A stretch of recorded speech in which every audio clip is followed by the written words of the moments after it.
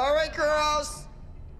This competition team was originally formed with a rivalry, a big one. You know who I'm talking about. It's healthy to want to be better than somebody else as a dancer. A few seasons ago, when the ALDC won 14 times in a row, there was a big rivalry between the dancers, and that's what kept pushing everybody to be the best. I don't see that anymore on this team. I want to get back to those glory days. I want those 14 wins in a row. And you don't get that by playing nice. All right, Brynn, you're doing Evita, all right?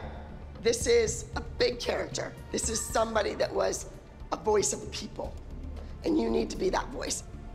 So releve, and then lower your heel to plie, okay, from the top.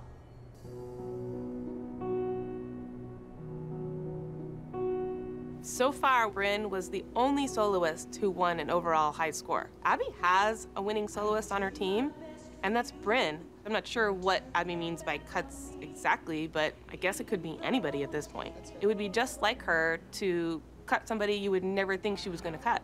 Brynn just feels like she knows she has to prove herself. I think what Abby is looking for is that kid that gets on stage and wins for her and still wants that. Kalani is moving on to a professional career. Nia's moving on to a singing career. Kendall has some big things going on for her. I think for the Abby Lee Dance Company, she's looking for somebody who wants to be here and dance here at her studio and represent her and go to competitions and win solos. It can't only be about the win, because sometimes you're just not gonna win. It has to be about your personal best. I'm talking about who's gonna be the next star, the next winner, the next kid that Abby counts on to win when we go to competition. That's what I'm talking about. No, from the very beginning, you said Abby brought Brynn in to replace Maddie. So you came in to be the new Maddie. And then you were all ticked off when you weren't the new Maddie. She'll never be Maddie.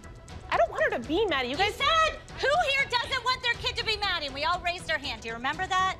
Okay, we got to change the semantics of that. Who wants their kid to be the next star? But see, you say things and then you back it up. The Maddie word has nothing to do with what I'm talking about.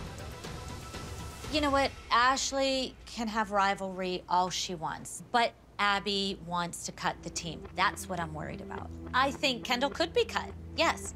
Do I think it would be the right move on Abby's part? No. Does Abby always do what's right? No. All right, you're dismissed. Very good work. I'm gonna work with Kendall. Let's go.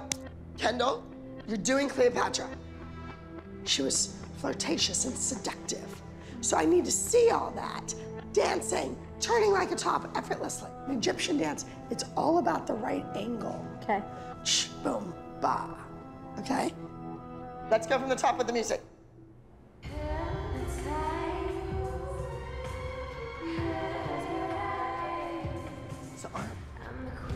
Abby thrives on rivalry, loves it, but it's not always a fair playing field.